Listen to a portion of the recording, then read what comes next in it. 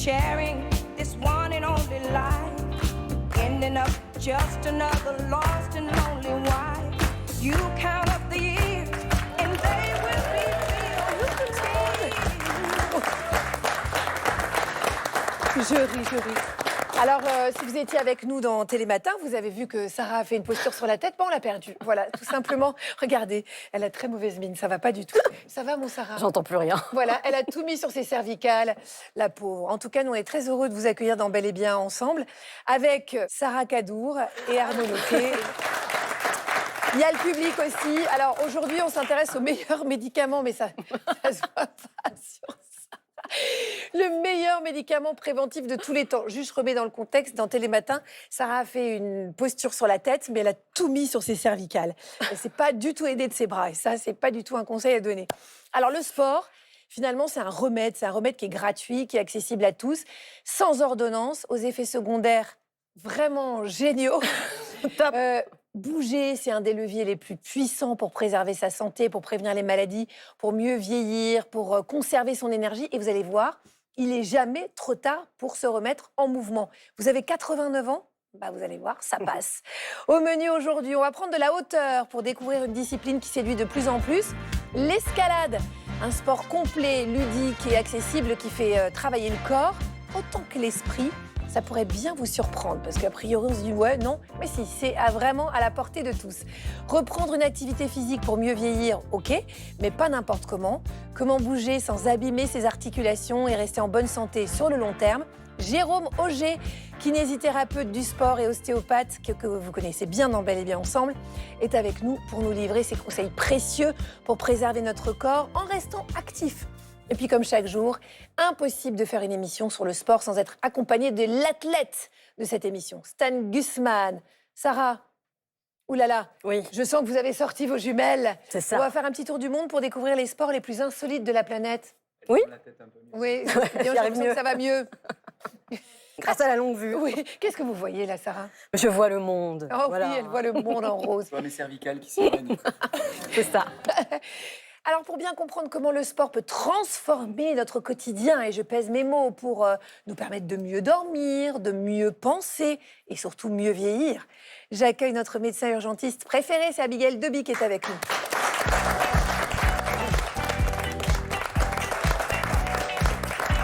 Bonjour Abigail. Bonjour.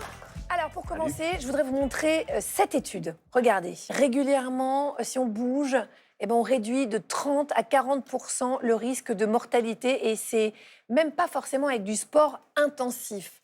Alors, moi, je voudrais comprendre comment concrètement le sport agit en amont pour les maladies. Qu'est-ce qui se passe scientifiquement? Effectivement, en fait, le sport, ça a d'innombrables vertus et les études sont consensuelles. Ça réduit vraiment très fortement le risque de quasiment toutes les pathologies cardiovasculaires, mais aussi les pathologies inflammatoires, les cancers. Ça prévient le vieillissement parce que ça améliore notre circulation sanguine, ça booste notre système cardiovasculaire, ça prévient le déclin cognitif et ça a aussi des vertus anti-inflammatoires et ça lutte contre le stress oxydatif. Donc ça prévient le vieillissement et pour certaines pathologies comme le diabète ou certains problèmes de cholestérol, ça peut même constituer la première ordonnance du médecin et faire qu'on se passe de médicaments. Donc vraiment, c'est un levier extrêmement puissant pour rester en santé. Mais moi, je dis souvent que si on me disait, alors dans un seul médicament, tu as quelque chose qui est anti-diabète, qui va baisser ta tension artérielle, qui va te permettre de mieux vieillir, qui va te permettre d'être plus en forme, d'être moins fatigué, je prends la pilule tout de suite. Mais tout à fait. Et en plus, c'est à la fois pour le bien-être mental et pour le bien-être physique. Donc c'est global. Voilà. Alors Sarah, est-ce que les Français que vous avez rencontrés sont en forme ce matin? Ils sont plus en forme que moi, en tout cas. Ça, c'est sûr. Regardez, on a fait un entraînement ce matin. On va commencer par une petite séance de sport avant de faire l'interview. Ouais, Hein? Viens. Et 2. Et 3. Oui, d'accord. Ouais, alors ça, c'est... On est prêt pour l'interview, là. Hein? Check. Merci Sarah. C'était l'époque où vous étiez en forme. C'était avant. C'était avant. Alors, dans le public avec nous ce matin, c'est Patricia. Vous êtes une sportive aussi. Sur les conseils de votre généraliste, vous marchez à peu près 30 minutes par jour. Mais on m'a aussi dit que vous étiez une ancienne grande sportive. Il y avait la natation, du ski Et vous aimez bien les soirées un peu arrosées qui finissent avec de la danse. Donc, bonne danseuse. Et comme vous venez nous voir, on a de la chance, on vous connaît bien parce que vous venez souvent voir l'émission. Il y a un truc qui vous a intrigué, c'est les NEAT. Ces gestes qu'on fait au quotidien. C'est-à-dire, je ne prends pas l'ascenseur, par exemple, je prends l'escalier. Vous aimez bien ça? Alors, je le fais maintenant. Avant, je ne le faisais pas. Bravo. Et parce qu'à un moment donné, je me suis aperçue, le fait de ne plus faire de sport et tout ça, de me laisser un peu vivre, eh bien, que ma masse musculaire commençait à tomber et que je perdais par moments un petit peu l'équilibre. Ah ça, alors on va en reparler, Patricia, tout à l'heure, parce que effectivement, on se rend compte aussi quand on arrête le sport des bienfaits du sport qu'on faisait avant. On en Exact. reparlera un petit peu plus longuement tout à l'heure avec vous, Patricia. Entendu. Merci beaucoup d'être venue, de venir témoigner. Alors vous aussi, d'ailleurs, vous pouvez nous rejoindre et vous pouvez nous rejoindre, si vous ne pouvez pas nous rejoindre dans le public, sur nos réseaux sociaux pour partager vos histoires, vos expériences. On vous lit, on vous répond et on essaye de vous accompagner aussi beaucoup puisque on a quand même une armée d'experts dans Bel et Bien Ensemble. Sarah, si vous y arrivez, allez rejoindre Patricia dans le public. Tout va bien, regardez. Elle va bien. Comment le sport peut devenir l'antidote à beaucoup de nos maux? Quel est concrètement son impact sur notre santé physique et mentale? Est-ce qu'il peut vraiment nous aider à vieillir, à mieux vieillir? Ce sont des questions qu'on se pose tous.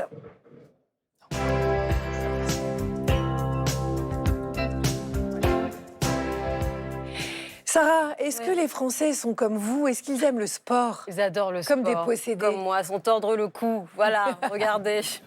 Près de 6 Français sur 10 déclarent pratiquer une activité sportive au moins une fois par semaine. Est-ce que c'est votre cas? Tous les jours, je fais des pompes, des levées de genoux, des mouvements comme ceci. Largement même. Ça entretient, ça fait du bien au moral, ça décharge les énergies négatives. J'adore parce que ça entretient mon corps, ça me vide la tête, ça me fait me sentir bien. Je pense à ma santé, donc ça me motive. J'en ai vraiment besoin. C'est quoi votre motivation principale à faire du sport? La santé. M'entretenir pour bien vieillir, on va dire. Est-ce que vous pensez que le sport, justement, ça peut soigner? Tout à fait. Les maladies mentales, notamment.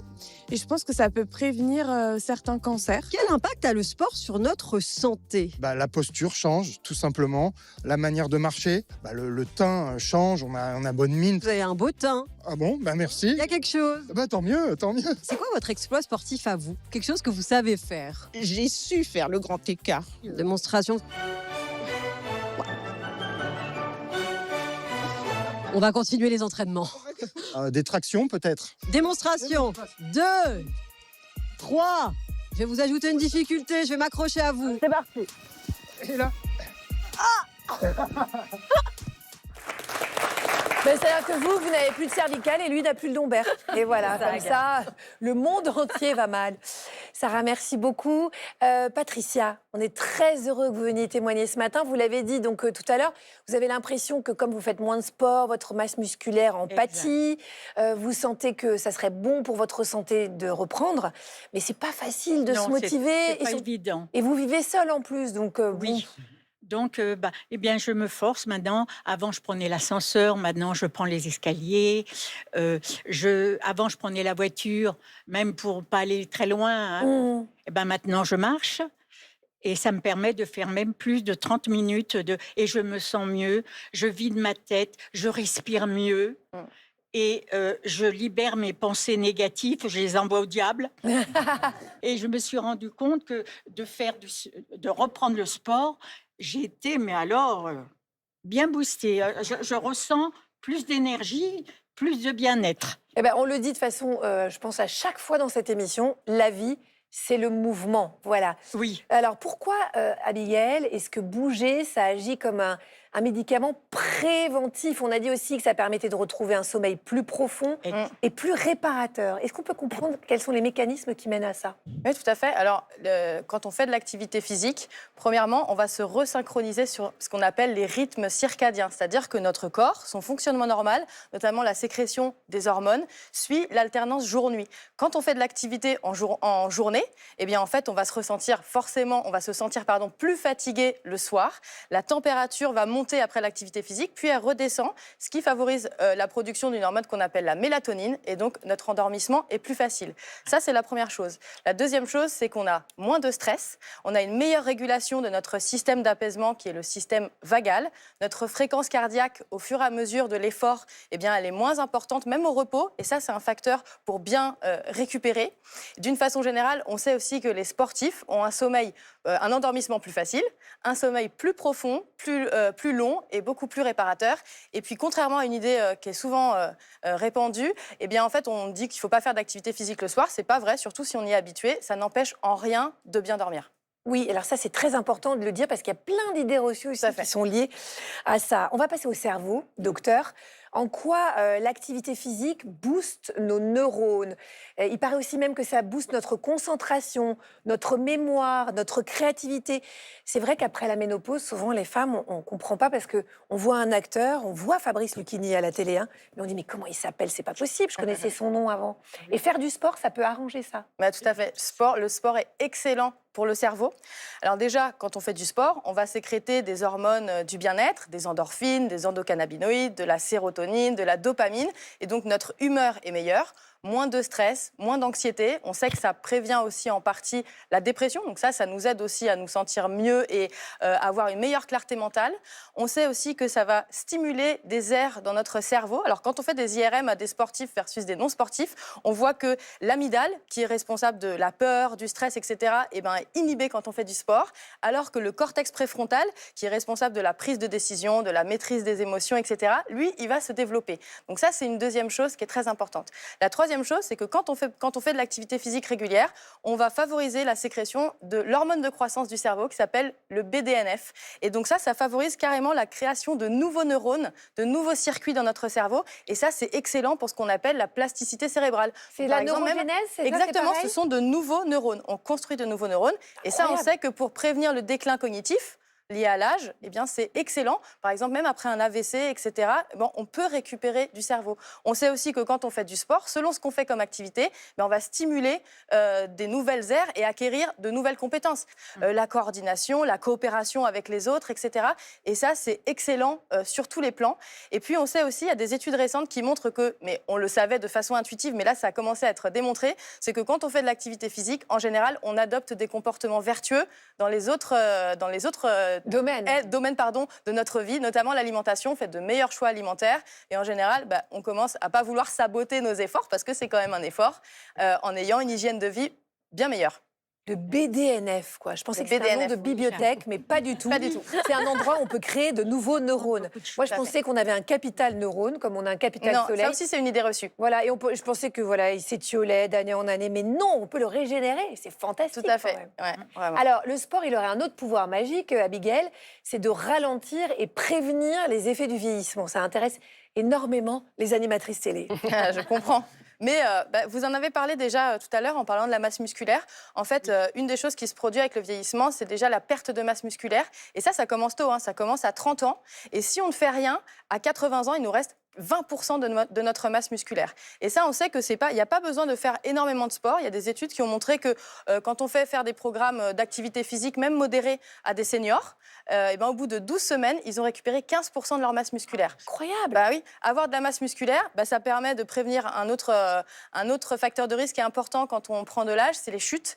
Et donc, on a forcément meilleure stabilité, meilleure coordination, meilleur équilibre, parce qu'on sait que quand on chute, les fractures, c'est un risque d'immobilisation, de perte d'autonomie, c'est de phlébite, de toutes les complications qui sont liées à l'immobilisation. Donc ça, c'est une première chose. Et puis évidemment, il y a la santé cardiovasculaire. Plus vous marchez, plus vous améliorez en fait vos capacités pulmonaires et cardiaques. Et on sait qu'avoir un cœur en bonne santé, c'est aussi quelque chose qui est très bon. Et puis, il y a l'ostéoporose aussi, qui est un risque qui touche particulièrement les femmes à la ménopause. Et donc la perte de densité osseuse, elle peut être en partie prévenue par l'activité physique. Pareil pour l'arthrose. Donc effectivement, c'est très bien. Et puis, ça maintient aussi, ça fait sortir de l'isolement. On sait aussi que l'isolement social chez les personnes âgées, ça, c'est quelque chose qui peut contribuer à vieillir plus vite. Voilà. Ah oui, Patricia, c'est ce que vous faites un peu, tout ce qu'on vient de décrire. Je viens vous voir, j'adore votre émission parce que j'ai appris beaucoup de choses et j'en apprendrai encore. On en apprend tous les jours Bon, vous êtes trop chou. Ben voilà, vous c'est la BDNF, hein, vous Voilà, régénérez, c'est ça, vous avez- régénérez, avez mais ça créé y de va. nouveaux neurones. Merci docteur, merci beaucoup Merci Patricia Merci. pour Je vous votre en prie. témoignage. Merci. Et puis nous, on est très touchés aussi de ce que vous dites sur l'émission, ça nous fait vraiment très plaisir. Alors ce matin, on va vous donner le goût du sport. Vous l'avez vu que ce sera sans pression, sans injonction, parce que en matière d'activité physique, il y en a vraiment pour absolument tout le monde. Vous pouvez retrouver toutes nos solutions bien-être sur les réseaux sociaux de l'émission, donc n'hésitez pas. Et puis, comme je vous l'ai dit tout à l'heure, vous pouvez échanger avec nous, on est toujours hyper contents de vous lire. Arnaud, vous aviez envie de prendre un peu de hauteur pour nous parler d'un sport qui a de plus en plus la cote. Mais avec vous, on va aller toujours plus haut, évidemment. C'est Arnaud Loquet. Allez plus haut, allez plus haut. Non, ne Ça, j'étais plus Ces souvenirs. Allez plus haut. Là aussi, c'est du NIT. Hein. Allez plus haut. Bien Tout à sûr. fait. Les cordes vocales, ça travaille direct. Bah, le chant, les cordes vocales, c'est un muscle. Hein, donc, c'est du D'ailleurs, on sport. contracte les abdos quand on Effectivement. chante. Ouais. Vous voulez que je vous fasse un petit Céline Dion? Ça va aller. Ah oui. Les mains serrées, ça c'est facile. Heureusement que j'ai un public. Oui, allez-y. Enchaînons. Non, je fais pas. Je vais pas vous casser les oreilles. Donc nous, ce qu'on a fait avec l'équipe, c'est qu'on a enquêté sur un sport dont tout le monde parle, qui fait beaucoup de bien au corps et à l'esprit, ça fait travailler tous les muscles, c'est l'escalade. Et je ne sais pas si vous avez déjà serré la main de quelqu'un qui fait de l'escalade, tu sens qu'il s'y est mis depuis un moment. Et c'est pas pour rien que depuis 15 ans, le nombre de salles d'escalade a triplé. Vous allez voir pourquoi. Alors, pour comprendre ce phénomène et à quel point l'escalade nous fait du bien, on a envoyé notre journaliste Luc, novice en la matière, tester pour nous la pratique de ce sport à la mode. Pour commencer, rendez-vous dans le 18e arrondissement de Paris. Luc rejoint Corentin, moniteur d'escalade depuis 2 ans. Bonjour Corentin, comment ça va? Hello Lux, ça va et toi? Très bien. Du coup, je te présente un petit peu la salle. Ici, c'est notre espace un petit peu télétravail. Les gens peuvent aller commander des petites boissons chaudes ou rafraîchissantes au bar. On peut manger aussi un peu? On peut manger sur les services du midi et du soir. Alors ok Luc, on peut venir se détendre, mais l'objectif principal, c'est tout de même de grimper. Et dans cette salle, on fait du bloc, la pratique la plus accessible. On grimpe sur des murs de 4 mètres de haut maximum. Ici, pas de corde pour sa sécurité, juste des tapis au sol en cas de chute. C'est très ludique, ça reste relativement instinctif comme pratique, de monter un petit peu à la verticale. On le faisait tous dans les jardins d'enfants quand on était plus petits. Que ce soit les tout débutants ou des semi-pros ou même professionnels de temps en temps qui viennent ici. Tout le monde peut grimper au même endroit, sur le même mur même. Je pense que c'est ce qui fait aussi pas mal l'attrait de ce sport. Yes! Ouais. Ta main droite sur la prise qui est là, super. Super. Quel talent! L'énergie dans la salle avec les gens, c'est très positif, on s'encourage, c'est super sympa comme ambiance. Merci. Alors avant, je faisais du volley. Contrairement au volley, l'escalade, c'est quand même beaucoup moins traumatisant pour les muscles, pour les articulations, etc. Donc je me sens beaucoup mieux au niveau des genoux et au niveau des doigts aussi. Luc, en bon débutant, se lance à fond dans la grimpe, guidé par Corentin. Il commence par les voies jaunes, ce sont les plus faciles, mais c'est un bon début pour s'amuser. Super, on monte bien les pieds, on pousse à fond sur les jambes. On tient avec les 2 mains pendant 3 secondes pour valider le bloc. 1, 2, 3, parfait. Ah bah c'est bien. Très bien Luc, super. Ça fait un peu travailler tout le corps. Les bras travaillent, les jambes travaillent, les abdos travaillent et même le cerveau travaille. C'est hyper complet et c'est presque autant mental que physique. Il y a aussi un petit peu d'appréhension à combattre pour les moins téméraires. On retrouve sa nature un peu animale, utiliser son corps, réussir à faire des exploits. Et il y a aussi un côté un petit peu dompter sa peur. Oh oui! Alors maintenant que Luc a essayé le bloc, il va viser encore plus haut. Cette fois, rendez-vous dans une des plus belles salles d'escalade de Paris, dans un lieu étonnant, une ancienne chapelle. Il va grimper avec un habitué, Christian God, qui s'entraîne ici 5 fois par semaine. Bonjour Christian, tu vas bien? Ça va très bien. Alors ici, excuse-moi, c'est de la voix, hein, c'est ça? C'est ça. Alors c'est quoi la différence avec le bloc? La hauteur. La hauteur, le nombre de prises. Alors ici, c'est pas ce qu'il y a de plus haut, mais ça fait déjà du 15 mètres. C'est déjà pas mal. C'est bien. C'est bien, ça permet de travailler sur la résistance, ça permet également de travailler un petit peu sur le mental. Il y a des moments où on se pose des questions, est-ce que je vais vraiment chercher la prise? Bon bah on y va? Ouais. C'est parti pour une ascension à plus de 13 mètres de hauteur. Cette fois, Luc est attaché à un enrouleur pour assurer sa sécurité. Et c'est loin d'être évident, après quelques sueurs froides et quelques crispations. Ah! Oui. Le sommet est à portée de main. Waouh, super. C'était dur. Ouais. J'y Mais vais tu là. vois, justement, t'as pas lâché, c'est ça qui est super. Bravo, Ah, je suis cuit là. bravo. Merci. Et le but de l'escalade, c'est une fois descendu, bah tu remontes. Du coup, est-ce que tu peux m'expliquer en quoi ça te fait du bien là, l'escalade? La gestuelle pure. Le fait d'oublier, de se sentir léger quelque part.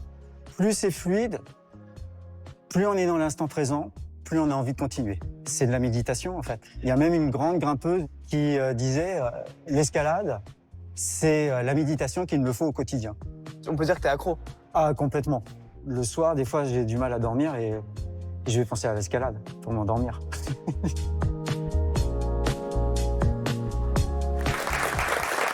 Moi, quand même, j'ai le vertige, je suis pas sûre. Ce qui est sympa, il le disait dans le sujet, c'est qu'il y a plein de gens, quand vous allez dans une salle comme ça, qui vous encouragent. C'est hyper stimulant. Et alors moi, vous allez me balancer l'anecdote, mais un jour, on m'a appelé pour remplacer un journaliste qui s'était pété l'épaule sur un tournage pour faire une session d'escalade. J'en avais jamais fait de ma vie. Et je suis monté avec un guide de haute montagne en Espagne. Il y avait une falaise énorme. Et arrivé vraiment en haut, il y a un truc de dingue que seule l'escalade procure. Il a hurlé, lâche-toi. Mais j'ai eu les branques. Je suis juste accroché à mon... Excusez-moi Arnaud Loquet, vous croyez au café? Non, c'est juste pour savoir. Est-ce que vous croyez que là, on est en train de partager un café tranquillement dans une brasserie? les branques. On est à la télé, mon chou. Et bon, bref, tout ça pour dire que laissez-moi aller au bout, ça me fait du bien. Vous avez lâché? Ouais, j'ai lâché. J'ai regardé en bas. Impossible. Et c'est beau parce que vous êtes en pleine nature. Oui, ça oui. vous confronte à un vide et c'est génial. Oui, ça vous confronte à un vide, oui, ça c'est bien de le dire. J'espère que ça va pas lâcher. Merci beaucoup Arnaud. Avec plaisir, Agathe. C'était absolument passionnant. J'en connais un qui préférerait prendre un médicament pour lâcher prise plutôt qu'un filet, un harnais, ça c'est sûr. C'est Stan Gusman. Ah, ça c'est sûr. Ça c'est sûr. Agathe, je vous le dis, l'escalade, moi vivant, jamais. Pourquoi? Parce que comme un tiers des Français, j'ai le vertige, j'ai la peur du vide. C'est pour ça que je n'ai jamais réussi à finir un livre de Marc Lévy. Voilà. Comme dirait Sarah, évidemment, je rigole. Ensemble. Non, vraiment, j'ai la vraie peur du vide. Dès que je m'élève, mon cerveau archaïque panique. La raison, en fait, le vertige, ça vient d'un bug entre les yeux, l'oreille interne et le cerveau. Les yeux disent « Bah, t'es où, doudou, dis donc ?» L'oreille interne dit « Ouh là là, ça tangue, bizarre, j'ai rien vu. » Et le cerveau tranche « On va tous crever. » Et la panique générale, jambes molles, Oh là là, sueur, quelle cœur horreur. qui s'emballe. Je suis dans la peau d'une femme ménopausée. Oh, ça recommence. Évidemment, encore une fois, Laissez-moi je... seule. Voilà. Et pour peu que vous soyez un peu anxieux comme moi, vient alors ce qu'on appelle une phobie d'impulsion, avec cette pensée fracassante. Et si je sautais? C'est fou ça. C'est vrai. En fait, notre cerveau envisage le pire des scénarios catastrophes pour m'éloigner encore un peu plus du danger. C'est normal, voilà pourquoi je suis irrésistiblement attiré par le vide. Alors, c'est un vrai handicap, le vertige, au quotidien. Et comme j'ai envie, moi, de m'essayer à l'escalade, vous savez quoi? J'ai décidé de surmonter ma peur. Apportez-moi un escabeau, s'il vous plaît. Oh là là je là vais là. tenter de monter. Alors, ça a l'air de rien, comme ça, mais pour moi, c'est l'ascension de l'Everest. Alors, attention, on y va. Vas-y, mon champion. C'est parti. Allez, t'es le meilleur. Vas-y, go. Oh là là. Ah la vache, ah mon Dieu. Ah, ça fait trop. Non, je peux pas. Ça va pas? Non, je peux pas. C'est horrible. Mais vous avez eu peur là, vous avez eu le vertige là? Non, j'ai vu la calvitie d'Arnaud, c'est horrible. Franchement, je vais mettre des semaines à m'en remettre, je vous laisse. comprends, mon chou, Pas ah pour ouais. moi l'escalade, décidément, vraiment. Ouais, c'est vraiment un fumier. C'est un gros fumier. C'est-à-dire qu'il vient 2 minutes, mais on s'en prend plein la tronche. Mais alors, ça y T'inquiète, on va. va pas te louper. Cela dit, je le comprends parce que moi, le vertige, c'est crise de tétanie, mais alors à un point. J'ai eu peur, j'ai cru que c'était ma calvitie qui vous foutait la trouille. Oui, il y a ça aussi, mais ça, c'est passé maintenant. Il faut se confronter à ses peurs et comme vous êtes là tous les jours. Sarah, vous avez une question? Oui, c'est Séverine qui a une question pour Abigail.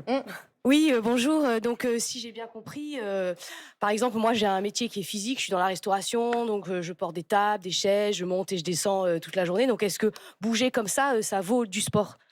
Alors, c'est de l'activité physique, comme on l'a dit. Ça peut faire partie de ce qu'on appelle le NEAT, c'est-à-dire toutes les activités physiques qui ne sont pas structurées. Mais le sport, ça implique effectivement des règles, une idée peut-être de performance, d'organisation un petit peu de l'activité. Mais ça compte comme de l'activité physique.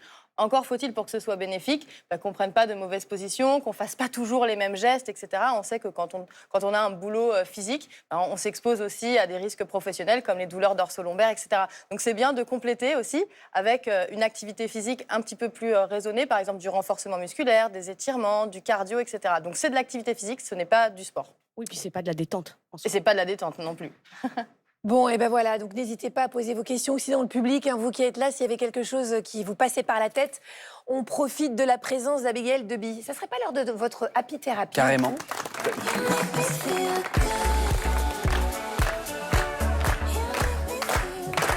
Sarah, je vous vois, hein, vous allez regarder la calvitie. Là, Il y en a une qui est morte de rire derrière, en tout cas. Voilà, elle m'a Je dit vais- qu'elle voyait sa calvitie, du coup. C'est possible de mettre une casquette à la télé ou pas? Alors, concentrez-vous, s'il vous plaît. Là, c'est un jeu vraiment sérieux. Je vous propose une... En fait, je vais vous décrire les effets d'un médicament sur le cœur, qu'il pourrait avoir aussi sur le stress, sur le sommeil, avec une posologie bien précise, comme Abigail pourrait nous la prescrire. Sauf qu'ici, il n'y a pas de pilule, il n'y a pas de comprimé. En fait, le médicament, c'est un sport. Alors, on va le jouer soit... Qu'est-ce que vous préférez en mode Père Fouras, j'apaise les tensions et je fais ou alors en mode question pour un champion, j'apaise les tensions, je fais baisser les. Je pense qu'il vaut mieux pour pas endormir. Gardez la dynamique peut-être. Allez, on y va. C'est parti. Question numéro 1. J'apaise les tensions, je fais baisser la pression artérielle, je renforce le cœur en douceur et améliore l'endurance. Seulement 30 minutes, 5 fois par semaine, à peine le temps qu'on passe souvent à scroller le soir sur son téléphone. Je suis. L'elliptique, le vélo, la course. La marche. Je serais presque à vous dire que c'est faux parce que vous êtes moqué de ma calvitie, mais c'est vrai, c'est la marche rapide.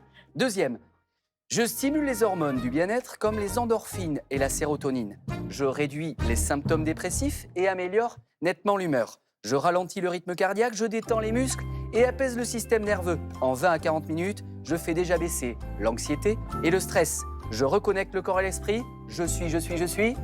Tous les sports. Le yoga. Gagné. Il n'y a rien à gagner, je suis désolé, hein, mais bon, c'est bien, bravo. Troisième, je régule l'horloge biologique. J'aide à l'endormissement et à avoir un sommeil plus profond.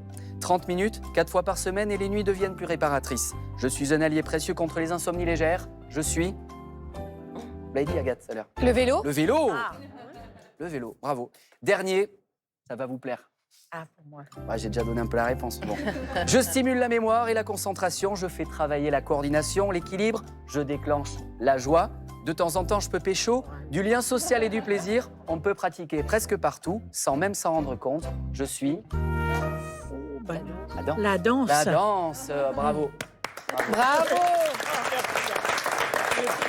Là, tous les sports qu'Arnaud a évoqués, Abigail, c'est quoi la dose minimale pour avoir des effets bénéfiques sur la santé?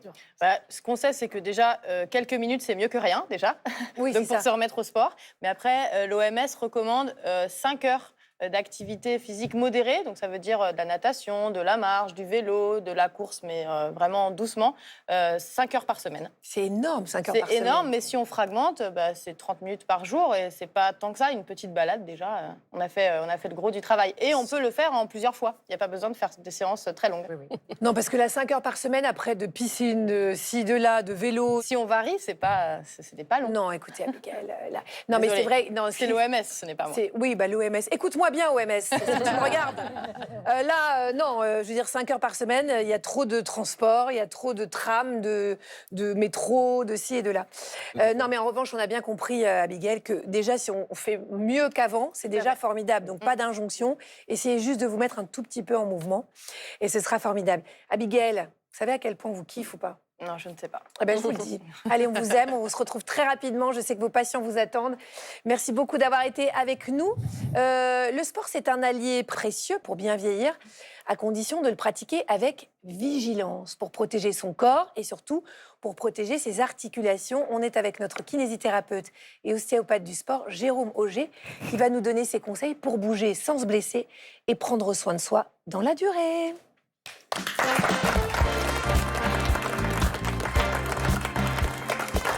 Bonjour Jérôme Auger. Bonjour, bonjour. Merci d'être là encore une fois. On est ravis de vous recevoir. Alors, Jérôme, on a beaucoup parlé donc des bienfaits du sport sur le corps et aussi sur l'esprit, parce qu'on a bien compris que ça agissait sur la santé mentale. J'aimerais qu'on aille un tout petit peu plus loin avec vous. Est-ce que ça signifie que sans activité physique, on est condamné en fait à souffrir, à mal vieillir, etc. Alors non, ça c'est une idée reçue, c'est un mythe qu'il faut déconstruire. En fait, c'est pas parce qu'on vieillit qu'on aura mal. En revanche, le sport va permettre justement de prévenir ces douleurs qui peuvent survenir. La douleur, elle survient quand on s'enraidit, quand on ne fait plus rien. On l'a dit tout à l'heure, la vie, c'est le mouvement. Donc, Évidemment, quand on avance en âge, on va avoir tendance à moins bouger, à avoir un petit peu plus de douleur. Et ça, les gens se disent automatiquement « Ouh là là, je vais me faire mal si je bouge, je préfère me reposer ». Et ça, c'est ça qui crée les douleurs qui arrivent en vieillissant. Donc au contraire, le sport, c'est un moyen de prévenir, c'est une assurance fonctionnelle pour bien vieillir. Jérôme, il y a des personnes qui nous regardent, qui ont peut-être envie de se mettre ou de se remettre à la course à pied. Et moi, je sais qu'il y a une idée reçue qui peut m'empêcher en fait de m'y remettre, c'est que ça abîme les genoux. C'est vrai ça ou c'est pas vrai? Eh ben non, c'est faux encore. C'est encore un mythe à totalement déconstruire. C'est une idée là, reçue. c'est quand même des sports à impact. Mais oui, mais c'est fait pour. Et le cartilage adore ça. Le cartilage se nourrit par du mouvement et des compressions, des pressions. En fait, ce qui se passe, il y a des études qui montrent que quand on compare une population de coureurs et une population de non-coureurs, les non-coureurs ont plus d'arthrose dans les genoux que les coureurs. Et ça va plus loin. À l'intérieur d'une population de coureurs, plus on court, moins on a d'arthrose. Et donc, en fait, le corps humain, les cartilages, adorent se nourrir. Enfin, c'est comme ça qu'ils vivent. On n'a pas un capital cartilage qui, à force d'être... Non, ça, c'est l'idée reçue. L'arthrose, c'est la pire idée reçue qui existe en matière d'arthrose, c'est que c'est l'usure du cartilage. C'est faux. L'arthrose, c'est une maladie inflammatoire qui concerne toute l'articulation. Quand on court, on a 4 à 5 fois le poids du corps sur les genoux, et le corps adore ça. Ce qui est mauvais, en revanche, c'est de courir d'une mauvaise façon. Si on a une technique de course complètement déséquilibrée, là, les contraintes ne se répartissent pas bien, ça peut être délétère. En revanche, la course à pied en soi, c'est super. Sapiens, c'est fait pour marcher, courir, sauter, grimper, ramper, se déplacer, mais pas rester à un bureau toute la journée. Est-ce que vous êtes d'accord de nous montrer un petit exercice tout simple pour se renforcer, en fait? Ah bah complètement, on y va? Ouais, allez. Allez, go. J'y vais, moi, je viens avec vous. Allez. Je suis jamais contre me mettre un petit peu en mouvement. Je suis obligée d'appliquer les conseils que je vous donne quand même. Alors j'ai choisi 2 exercices, un pour les genoux et un pour les chevilles, sur place, donc pas besoin d'espace et pas besoin de matériel. Donc on va simplement vous faites en même temps que nous, évidemment. Là, vous levez-vous de vos canapés. On se met en équilibre sur une jambe et on va travailler en fait les muscles qui vont permettre de stabiliser le genou. Donc déjà, équilibre sur une jambe, tenir, c'est pas toujours évident. Et donc ensuite, on va plier le genou et on va tenir. Plus on descend... Avec des talons, je vous dis pas. Hein. C'est un petit peu plus dur. Ouais. L'idée, c'est d'essayer de garder le genou dans l'axe du pied. Il ne faut pas que le genou parte à droite, à gauche. On peut s'aider des bras un petit peu, on peut tous le faire en même temps. Vous allez voir, ça fait travailler l'équilibre. On contracte un peu la fesse derrière pour améliorer sa stabilité. Puis on remonte et on peut redescendre ensuite derrière. Vous allez normalement sentir la cuisse qui commence à chauffer un peu, c'est normal. Un peu la fesse également, et on remonte. On peut faire des petites séquences comme ça de 45 secondes, 1 minute. C'est pas mal de fixer un point aussi, c'est ce qu'on conseille au yoga par exemple, quand on a des petits problèmes d'équilibre, vous fixez un point, et puis comme ça, c'est beaucoup plus... Alors on peut rendre l'exercice un tout petit peu plus difficile si on croise les mains sur les épaules, et là évidemment on perd la fonction d'équilibration, vous voyez, même moi je tombe en le disant, et effectivement le fait de fixer un point avec les yeux, ça va améliorer l'équilibre, donc pour rendre l'exercice encore plus difficile, on ferme les yeux, et là ça se complique encore plus. Ouais, carrément. Là, l'oreille interne, c'est compliqué. Exactement. Un autre exercice pour les chevilles. Cette fois, il y a beaucoup d'entorses. Il y en a 6000 par jour en France. Oh là, c'est dans celles qui sont recensées. Parce qu'il y a plein de gens qui font des entorses qui ne vont pas consulter en banalisant la chose. Donc, pour les chevilles, on va démarrer l'exercice simple. Donc, pied écarté. Et on va simplement faire monter pointe de pied et sur les talons. Et on enchaîne ça. Alors, c'est bon pour le renforcement musculaire, l'équilibre et la mobilité, avec les des talons, amplitudes. on est bien d'accord que c'est pas du tout C'est recommandé. pas si facile. Si on veut que ça soit plus difficile, on serre les pieds et on fait exactement la même chose que ça, tout à l'heure. Je vous interromps 2 secondes, Jérôme, mais ça, c'est déjà se mettre en mouvement. Hein. Absolument. Donc là, on n'est quand même pas trop crevé. Vous pouvez regarder bel et bien ensemble en faisant ça. Tout à fait. C'est le but. Et alors, l'idée derrière, c'est d'être sur une seule jambe et de faire exactement la même chose. Monter pointe, talon. Donc là, vous avez un exercice complet. Équilibre, proprioception, on l'a dit, c'est la capacité à percevoir son corps dans l'espace. Mobilité, endurance musculaire, travail de l'équilibre, c'est complet, il n'y a pas besoin de place, pas besoin de matériel. Avec les mêmes variations, mains croisées si on veut que ce soit encore plus dur, et les yeux fermés, là, ça commence à être le cirque du soleil, mais c'est quand même intéressant à faire à la maison. Évidemment. Voilà. C'est pas mal. Sarah, je crois que vous avez une question tout en travaillant et vos cervicales, et vos lombaires, et tous vos os. Nicolas a une question pour vous, Jérôme. Même si j'aime pas les sports, est-ce qu'il y a des alternatives? Alors en fait, sport, on va définir ça comme étant de l'activité physique au sens large. Déjà, premièrement, pas d'âge pour se mettre au sport. Certaines personnes vous disent non, je peux pas, il faut commencer tôt, j'ai jamais commencé, c'est pas mon truc. Non, n'importe quand, ça sera bénéfique pour la santé. Ensuite, le principal sport qui est accessible à tout le monde, c'est la marche. Tout le monde sait marcher. Donc au début, on va faire des séquences longues de marche. Je vous invite à essayer de marcher, par exemple, 2 heures entières sans vous arrêter. C'est crevant. Hein. Vous allez voir qu'il y a une certaine dépense énergétique et c'est intéressant. Après, si on veut se mettre à la course à pied, qui est, pareil, accessible à tout le monde, on va commencer sur des toutes petites séquences. Par exemple, 15 secondes à trottiner, 1 minute de marche. 15 secondes de course, 1 minute de marche. Et progressivement dans le temps, on va pouvoir se mettre à la course à pied. La règle, si on veut se mettre à la course à pied, c'est d'être progressif sur du long terme, pas sur 1 mois. Ça ne marche pas. Il faut être vraiment sur du long terme, 6 mois, 1 an pour se mettre à la course à pied et entraîner son corps aux efforts. Merci beaucoup, Jérôme Auger. Vous restez avec nous? Avec plaisir. Allez, on va se remettre à table, parce que c'est le vu d'ailleurs de Sarah. Et ça, si vous l'avez jamais vu, Jérôme, vraiment, ça vaut son petit pesant de cacahuètes.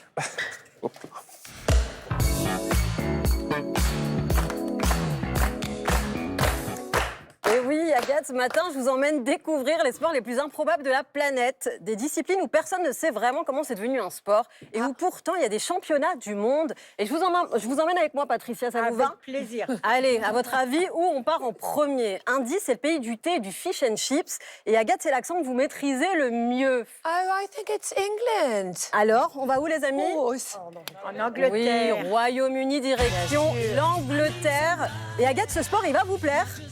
On va à Gloucester pour un des sports les plus absurdes de l'histoire de l'humanité, le Cheese Rolling Race. Alors, le principe, une roue de fromage est lancée en haut d'une colline et les gens décident volontairement de courir après. Une vraie roue qui roule à 100 km/h.